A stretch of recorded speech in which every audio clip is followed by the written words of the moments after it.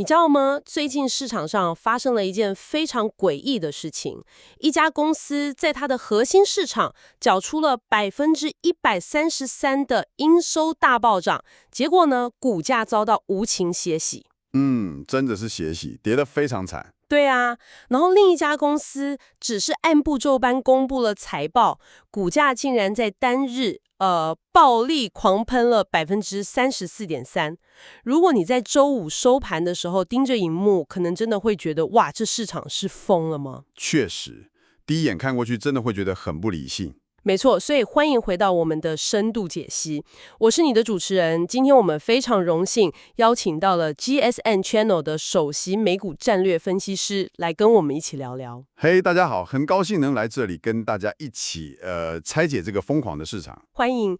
今天我們要帶你深入探討的素材是一份剛出爐的長達13頁的2026年第一季財報季與美股脈動戰略簡報。這份簡報非常硬核，裡面滿滿的數據。對，這份資料非常關鍵，它告訴我們這絕對不是一場隨機的混亂，而是一場極度理性的資金大遷徙。理性的資金大遷徙，所以我們今天的任務就是要幫大家解碼市場現在正在經歷的這種劇烈換擋，然後找出在接下來的通膨風暴裡，真正的避風港到底在哪裡。沒錯，當我們撥開這份簡報的表象，你會發現一條非常殘酷的敘事主線，就是市場的資金現在正在急速逃離那種夢想估值，轉而瘋狂去尋找有剛性資本支撐的防禦性成長。防禦性成長，好。要理解這個邏輯，我覺得我們必須從週五那個最暴力的熒幕代碼開始講起，也就是那個單日暴漲34%的家伙。對 ，Rocket Lab 股票代號 RKLB， 週五收完價直接站上105.55美元。這個漲幅真的太驚人了。我看簡報裡提到，他們第一季的營收是2.03億美元，年增64.3%，聽起來很不錯。可是光靠這個已實現營收，真的夠讓華爾街的演算法這樣瘋狂掃貨嗎？其實根本不是因為這個營收數字。這份資料裡真正觸發資金湧入的是它背後高達22.2億美元的積壓訂單。哇，等一下，22.2億？對，22.2億美元。這個數字意味着什麼？意味着這家公司未來幾年的現金流已經被徹底鎖定了。也就是說，不用再畫大餅了。沒錯。華爾街現在對那種，我們即將改變太空軌道這類的夢想簡報已經免疫了。他們現在要看的是資產負債表上的確定性。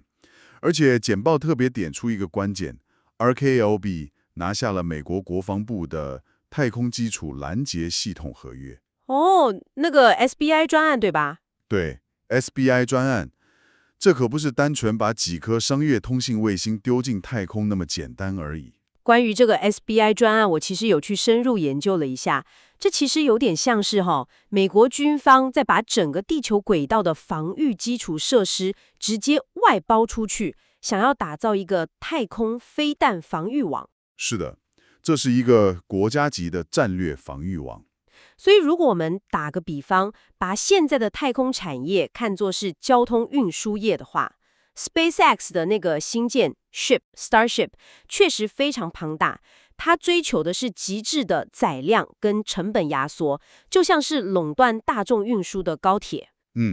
這個比喻很貼切。可是呢，軍方的這種系統，它是高機密，需要精準進入特定軌道，甚至具備攔截功能的衛星網絡。這種東西不可能全部綁在馬斯克的單一系統上嘛？絕對不可能。國防部需要分散風險。對，所以 RKLB 憑借他們現在正在推進的 Neutron 大型火箭，精準卡位了這種我把它叫做高階私人包車的非對稱戰略定位。完全正確。而且你要知道，這種高階私人包車的戰略定位，它的毛利是極高的。更重要的是，它完全不受一般消費市場波動的影響。對耶，因為客戶是政府。沒錯，這就是資金湧入的底層機制。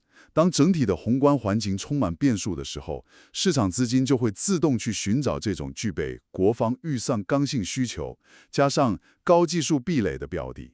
所以，太空軌道經濟已經正式從夢象期跨入這種有合約、有現金流的真金白銀財務兌現期了。沒錯，這就是我們說的財務兌現。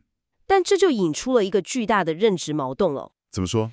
你看哦，如果華爾街現在極度看重財務兌現跟身後護城河，那我們來看這份簡報裡的第二個主角 Palantir， 代號 PLTR。Palantir， 週五的另一個極端。他們的 AIP 平台已經成功從政府專用工具轉型為企業級的 Agentic AI， 也就是 AI 代理人作業系統。而且是目前全球唯一大規模落地的標杆。沒錯 ，AIP 的落地確實非常成功。可是 ，OK， 我們來拆解一下這個不合理的地方。既然它有這種無人能敵的工程文化護城河，業績又這麼驚人，市場為什麼要在財報公布之後無情砸盤？在解釋這個股價暴跌的數學機制之前，我們得先釐清一件事 ：Palantir 的護城河到底有多深？你剛剛提到 Agentic AI 的落地，這在目前的企業級軟體市場其實是極度稀缺的。坦白說啦，現在硅谷隨便一家新創都在說自己有什麼 AI agent。對，大家都在蹭熱度，就是套一個 ChatGPT 的 API， 然後寫幾行程式碼，讓它幫你回信，整理一下 Excel 表格，也叫 agent 呢。Palantir 的 AIP 憑什麼說自己是企業級落地的唯一標杆？它能直接穿透企業內部那種僵化的谷倉效應嗎？關鍵就在於他們底層有一個極度複雜的本體論，也就是 ontology 架構。本體論聽起來很抽象，其實就是一個商業邏輯的實體映射引擎。你看，一般的生成式 AI 去讀取資料很容易，對吧？對，讀取沒問題。但你要它去寫入或是執行指令，那是超級危險的。你敢讓一個只是套殼的 AI 代理人直接去修改你們公司的 SAP 系統嗎？絕對不敢。萬一他出錯怎麼辦？對啊，或者讓它自動去調整全球供應鏈的下單數量。萬一 AI 產生幻覺，亂下指令，整個工廠可能會瞬間停工，那個損失都是以千萬美元來計算的。哇，所以那個本體論層就是在做安全控管。沒錯 ，Palantir 的本體論層就是在企業原始數據和 AI 模型之間建立了一個符合物理規則的防護網。AI 代理人不是在盲目下指令，他是在這個被嚴格定義的規則裡面，安全的跨部門調度資源。既然技術護城河這麼深，又能解決企業最頭痛的執行問題，美國商業營收又翻倍，那為什麼股價還是遭到血洗？我查了財報會議後的資金流向，這根本不是散戶在恐慌拋售，完全不是散戶，這是機構法人非常有紀律的在大規模撤出。為什麼？這就是簡報中特別標注的一個華爾街殘酷邏輯，叫做定價到完美 （Priced for Perfection）。定價到完美，也就是說，市場對它的期望已經高到不能再高了。對，這不是什麼心理學效應。這是純粹的數學模型跟演算法交易的結果。當一家公司的預估本益比 （Forward PE） 被推升到80倍甚至極限位置的時候，80倍，那很誇張。沒錯，在這種情況下，它在華爾街的量化定價模型裡已經沒有任何容錯率了。尤其在目前無風險利率居高不下的環境裡，你要把未來的現金流折現回來，成本是非常昂貴的。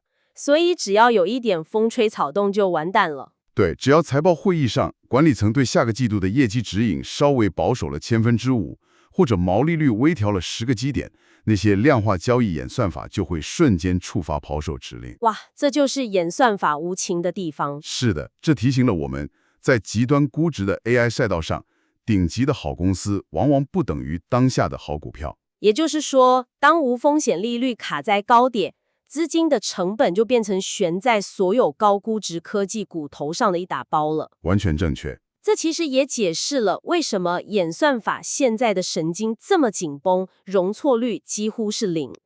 這份戰略簡報在這裡把我們的視角從個股拉高到了總體經濟，也就是 macro 來看。對，宏觀環境的陰霾正在變重。簡報裡面提到，4月份非農就業新增了11.5萬人，超越預期。看起來就業市場實體面還在撐着，但真正讓華爾街機構感到恐懼的是聯準會內部出了大問題，這才是最大的未爆彈。簡報指出，聯準會決策高層出現了8-4的分裂投票。分析師，這很不尋常，對吧？非常不尋常，這是自1992年以來聯準會最嚴重的一次分歧。你要知道，貨幣政策的制定是極度依賴預期管理的。對，市場需要一個明確的方向。當這個負責掌控全球流動性水龍頭的最高機構自己內部都無法形成共識的時候，整個市場的風險定價模型就會暫時失效。那8名委員和4名委員其實是在通膨路徑的判定，還有後續的利率走勢上產生了根本性的矛盾。這種狀態真的就像是一家準備進行重大轉型的跨國企業，結果董事會自己在會議室裡吵翻了一樣。這個比喻很好，就是群龍無首的感覺。現在的現任主席 Powell，他的影響力明顯下滑，簡直變成了一個跛腳鴨 （lame duck）。市場現在都在焦慮地猜測，下一任主席 Warsh 上台之後，會不會徹底推翻現在的路線？沒錯，這就是一個巨大的過渡焦慮期。在這種明年戰略完全不明確的空窗期裡面，華爾街那些掌控兆元資金的基金經理人，唯一的理性選擇是什麼？先跑再說。對，就是凍結所有高風險的資本支出，先把資金撤回到最安全的地方觀望。而且讓這個凍結指令變得更急迫的，還有地緣政治端出來的通膨燃料。那個原油數據真的是很刺眼。對，因為伊朗衝突持續升溫 ，WTI 原油價格已經強勢站上$95大關了。原油是所有實體經濟的最底層輸入成本。不管你今天是造火箭，還是維持龐大的 AI 資料中心的冷卻運轉，$95的油價最終都會無孔不入地傳導到終端的定價上。這等於是萬物齊漲的前兆。難怪這份簡報預估下周即將公布的 CPI 將會高達0.6%，這壓力太大了。0.6是個非常可怕的數字。這等於是從結構上把聯準會內部原本想要偏向降息的那一派，硬生生地按在地上摩擦。所以降息的空間幾乎被物理性的鎖死了。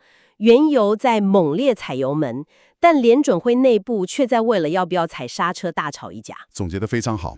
在這種無風險利率高掛、通膨可能二次反撲的宏觀陰霾下，資金從那些定價完美但需要時間兌現利潤的軟體股撤出，是一個必然的防禦動作。但龐大的機構資金不可能就這樣憑空消失啊，他們總得找個地方停泊。他們必須尋找下一個具備防禦性成長的硬核避風港。這就來到了我們這份簡報的最後一塊拼圖，也是這場資金大遷徙的目的地。我們要尋找那些支撐 AI 基礎建設的賣扇子的人。沒錯，硬體與基礎設施巨頭。下周剛好有2家這樣的巨頭要迎來財報。我們先來看周3的 Cisco 思科。很多人對 Cisco 的印象可能還停留在傳統的路由器和交換機。對，但這份戰略簡報特別提醒我們，必須關注 Cisco 與 Splunk 整合的進度。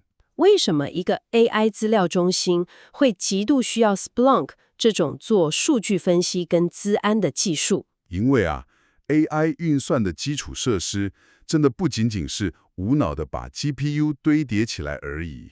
不是買一堆晶片插上去就好了嗎？絕對不是。當你在訓練或者推論幾千億參數的大型語言模型的時候，那個網絡叢集之間的數據傳輸是海量的，而且非常脆弱。脆弱是指容易斷線嗎？對。Cisco 砸下重金去收購 Splunk， 其實就是為了解決 AI 資料中心的2個最大痛點：可觀測性跟網絡安全。你想象一下，如果叢集裡有一個節點的網絡封包出現異常，或者遭遇駭客入侵，那會怎樣？整個大模型的訓練效率會瞬間崩潰，那浪費了可是幾百萬美元的算力跟時間啊！哇，所以 Cisco 結合 Splunk 其實就是在提供一種能深入到網絡封包層級的 AI 資安護城河。沒錯，所以 Cisco 這份財報其實就是企業在 AI 網絡安全與基礎設施投資力道的晴雨表。了解。但如果我們要談這波防禦性資金的主戰場，周4公布財報的 Applied Materials 應用材料，簡稱 AMAT， 這才是真正的重頭戲吧。AMAT 絕對是核心中的核心。簡報裡面拋出一個驚人的預測。AMAT 預期在先進封裝領域要實現超過40%的年增長。40%，這是非常誇張的資本支出承諾。這個時候事情就變得非常有趣了。台灣的聽眾朋友對台積電一定不陌生，這份財報預測其實根本就是台積電 CoWoS 產能擴張速度的照妖鏡，對吧？完全正確。